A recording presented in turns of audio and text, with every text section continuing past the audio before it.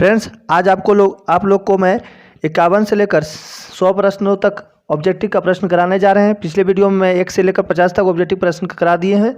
चलिए मैं वीडियो को स्टार्ट करता हूं, और जो भी स्टूडेंट नए जुड़े हैं बेल आइकन और सब्सक्राइब जरूर कर दें।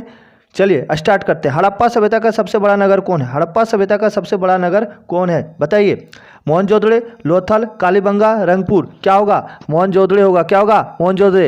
हड़प्पा सभ्यता का सबसे बड़ा नगर कौन है? मोहनजोदड़ो। मोहनजोदड़ो किस नदी के किनारे है? सिंधु नदी। लोथल भोगबा, कालीबंगा घग्गर। चलिए नेक्स्ट क्वेश्चन। धम्म महापात्रों को किसने नियुक्त किया था? धम्म महापात्रों को किसने नियुक्त किया? चंद्रगुप्त मौर्य ने, अशोक ने, कनिष्क ने, बिंदुसार ने। इसका सही जवाब क्या होगा? जल्दी बताओ रसगुल्ले, जल्दी, फास्ट। धम्म महापात्रों को क्या होगा?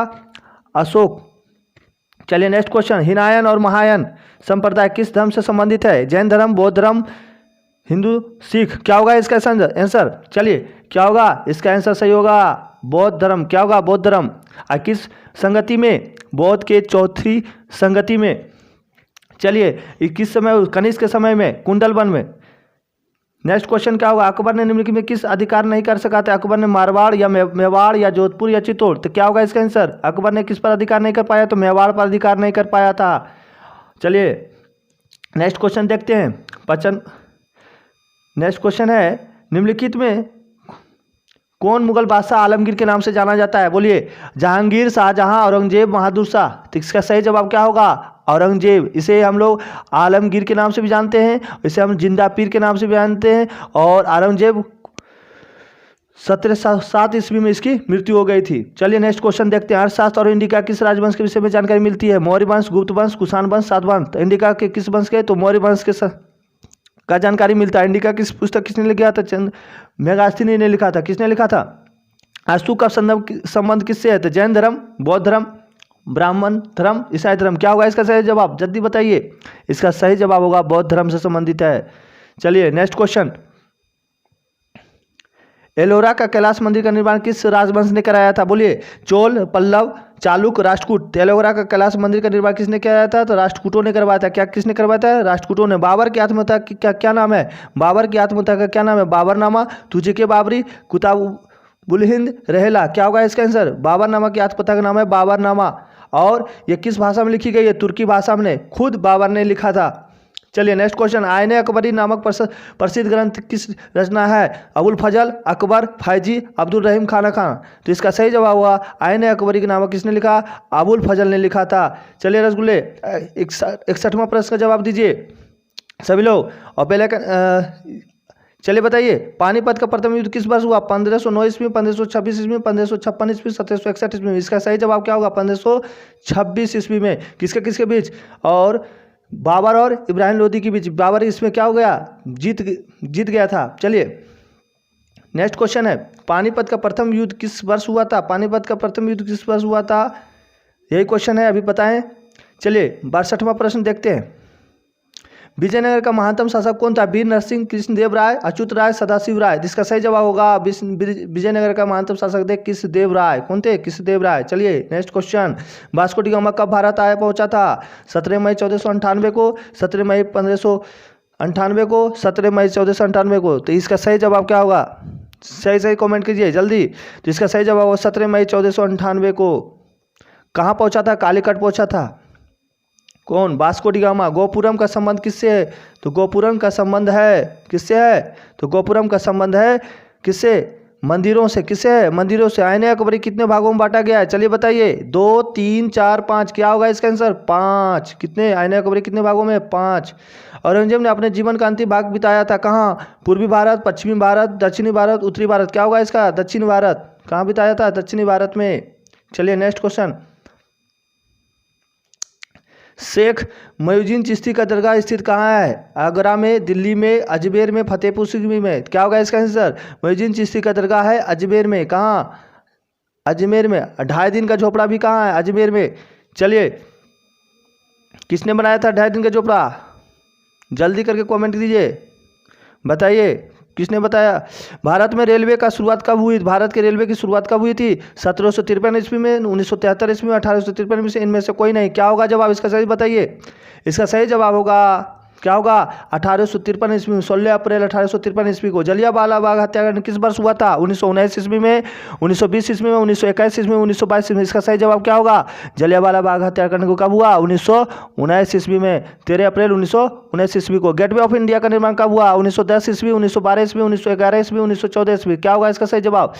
गेटवे ऑफ इंडिया का निर्माण हुआ था 1911 ईस्वी में। चलिए नेक्स्ट क्वेश्चन, निम्नलिखित में किसका प्रकाशन अबुल कलाम आजाद ने किया था? न्यू इंडिया, अल हिलाल, यंग इंडिया, कॉमरेड। क्या होगा इसका आंसर? बताइए बताइए, क्या होगा? अल हिलाल। क्या होगा? अल हिलाल। नेक्स्ट क्वेश्चन 72वां प्रश्न देखते हैं। सिंधु कानून ने किस विद्रोह का नेतृत्व किया था? मुंडा विद्रोह, संथाल विद्रोह, सन्यासी विद्रोह, हो विद्रोह। क्या होगा इसका आंसर? तो इसका सिंधु कानून ने किस विद्रोह का नेतृत्व किया था? तो आपको पता होगा, क्या होगा? कमेंट करके बताइए। तो संथाल विद्रोह होगा। क्या होगा? संथाल विद्रोह। चलिए नेक्स्ट क्वेश्चन, भारत में अस्थायी बंदोबस्त कहाँ लागू किया गया था? अस्थायी बंदोबस्त कहाँ लागू किया गया था बताइए? बंगाल में, पंजाब में, दक्षिण भारत में, इनमें से सभी। तो सबसे ज़्यादा बताइए, अस्थायी बंदोबस्त लागू किया गया था बंगाल में। कहाँ? बंगाल में। नेक्स्ट क्वेश्चन, स्वतंत्र भारत के पहले गवर्नर जनरल कौन थे? सी Rajagopalachari, Lord Mountbatten, Lal Bahadur Shastri, Radcliffe. स्वतंत्र भारत के पहले गवर्नर जनरल थे लॉर्ड माउंटबेटन। और भारतीय पूछा गया था सी राजगोपालचारी होंगे। भारतीय संविधान का निर्माण कितने समय लगे थे? भारतीय संविधान को लगने में 2 वर्ष 11 माह 18 दिन, या 2 वर्ष 11 माह 12 दिन, 3 वर्ष 11 माह 11 दिन। तो इसका सही जवाब होगा 2 वर्ष 11 माह 18 दिन लगे थे। क्वेश्चन है 76वां, राखल दास बनर्जी को मोहनजोदड़ो का अवशेष किस वर्ष मिले? 1920, 1921, 1922, 1923। राखल दास बनर्जी को मोहनजोदड़ो का अवशेष मिले थे 1922 ईस्वी में। 1921 में किसको मिला था? हड़प्पा। किसको? दयाराम साहनी को। सिंधु घाटी सभ्यता में विशाल अष्टनगर के अवशेष कहाँ से प्राप्त हुए थे? चलिए, हड़प्पा, मोहनजोदड़ो, कालीबंगा, लोथल। क्या होगा जवाब? इसका होगा मोहनजोदड़ो। नेक्स्ट क्वेश्चन, विजयनगर साम्राज्य की स्थापना किसने किया? देवराय प्रथम ने, हरिहर बुक्का ने, कृष्णदेव राय ने, सदाशिव राव ने। क्या होगा इसका आंसर? जल्दी बताइए। विजयनगर की साम्राज्य की स्थापना हरिहर बुक्का ने किया था। चलिए नेक्स्ट क्वेश्चन, महावीर ने पार्श्वनाथ के सिद्धांत को नया सिद्धांत क्या जोड़ा था? अहिंसा, ब्रह्मचार्य, सत्य, अपरिग्रह, ग्रह। तो आंसर होगा ब्रह्मचार्य। क्या होगा? ब्रह्मचार्य जोड़ा था। महाभारत की रचना किसने की? ऑप्शन है वाल्मीकि, मनु, याज्ञवल्क्य, वेदव्यास। क्या होगा आंसर इसका सही? तो इसका सही जवाब होगा वेदव्यास। क्या होगा? वेदव्यास। चलिए नेक्स्ट क्वेश्चन, किस भारतीय शासक को नेपोलियन की संज्ञा दिया गया? चंद्रगुप्त मौर्य को, समुद्रगुप्त को, गणेश को, हर्षवर्धन को। इसका सही जवाब होगा समुद्रगुप्त को। नेक्स्ट क्वेश्चन देखते हैं हम लोग, 16 महाजनपदों की सबसे शक्तिशाली महाजनपद कौन है? तो इसका सही जवाब होगा मगध, या अवंती, या कौशल, या गंधार। इसका सही जवाब होगा 16 महाजनपदों के सबसे शक्तिशाली महाजनपद थे मगध। क्या थे? मगध। चलिए नेक्स्ट क्वेश्चन, इब्न बतूता किस देश के निवासी थे? पुर्तगाल के, मोरक्को के, मिस्र के, फ्रांस के। इसका सही जवाब होगा मोरक्को के। कहाँ के थे? मोरक्को के। नेक्स्ट क्वेश्चन देखिएगा, कुतुब मीनार का निर्माण किसने किया था? इल्तुतमिश ने, जलालुद्दीन खिलजी ने, कुतुबुद्दीन ऐबक ने, रजिया ने। क्या होगा इसका आंसर सही? जल्दी कमेंट कीजिए। इसका सही जवाब होगा कुतुबुद्दीन ऐबक ने। फ्रेंड्स, आप लोग बोर्ड का एग्ज़ाम दे रहे हैं, आप लोग जितने सारे वीडियो हम इतिहास के डाले हैं आप लोग ज़रूर देख के जाइएगा। आपको यहीं से सारे क्वेश्चन आपको देखने को मिलेंगे और बोर्ड में एग्ज़ाम में बहुत अच्छे बेहतर तरीक़ों से आप लोग रिजल्ट दे पाएंगे।